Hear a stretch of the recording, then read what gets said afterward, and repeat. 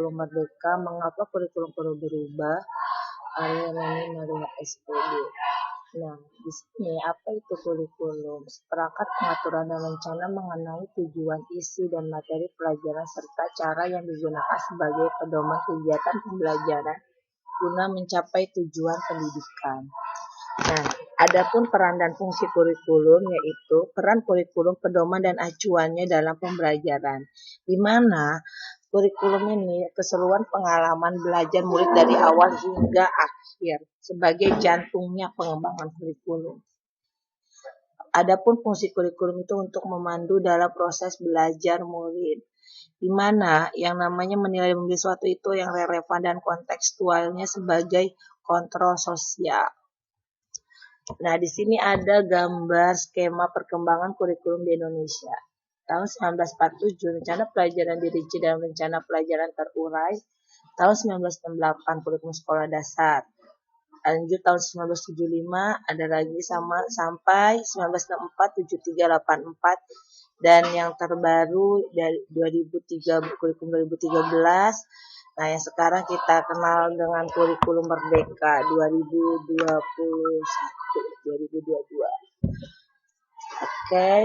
Nah, mengapa kurikulum perlu diubah? Kurikulum yang baik adalah kurikulum yang sesuai dengan zamannya, di mana kurikulum perlu diubah agar dapat disesuaikan dengan kodrat alam dan keadaan murid serta adanya perubahan dengan isu terkini, misal dari perubahan iklim, teknologi digital, industri multinasional, transformasi budaya, dan lain-lain. Ya, murid hidupnya pola zaman sekarang itu ya sebagai guru ya kita harus seperti apa, yaitu yang mengikuti ini zamannya. Jadi guru harus mau belajar dan belajar. Oke, nah inilah yang dipakai kurikulum terbaru Merdeka Belajar. Menurut BSNP, kurikulum Merdeka yaitu suatu kurikulum pembelajaran yang mengacu pada pendekatan bakat dan minat. Di sini para pelajar dapat memilih pelajaran apa saja yang ingin dipelajari sesuai dengan bakat dan minatnya. Jadi, setiap guru dapat memilih perangkat ajar untuk menyesuaikan minat dan kebutuhan dari murid. Oke, di sini saya paparkan ciri-ciri khas kurikulum Merdeka. Yang pertama, sistem pembelajarannya proyek. Di mana apa itu proyek? Itu untuk meningkatkan soft skill dan karakter murid sesuai profil pelajar Pancasila yang ada 6 dimensi di situ. Nah, lanjut di sini fokus terhadap materi esensial. Nah, murid memiliki waktu banyak untuk pembelajaran yang mendalam bagi kompetensi dasar, contohnya literasi dan numerasi. Ada lagi guru lebih fleksibel. Maksudnya dalam melakukan pembelajaran yang terdiferensiasi sesuai kemampuan murid.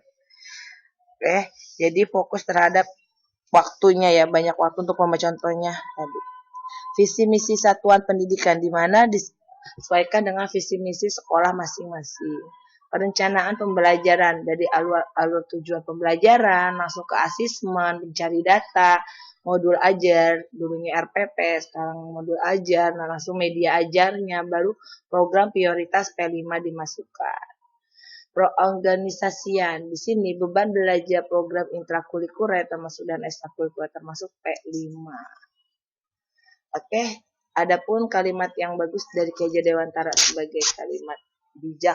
Anak-anak hidup dan tumbuh sesuai kodratnya sendiri. Pendidik hanya dapat merawat dan menuntut tumbuhnya kodrat itu sendiri.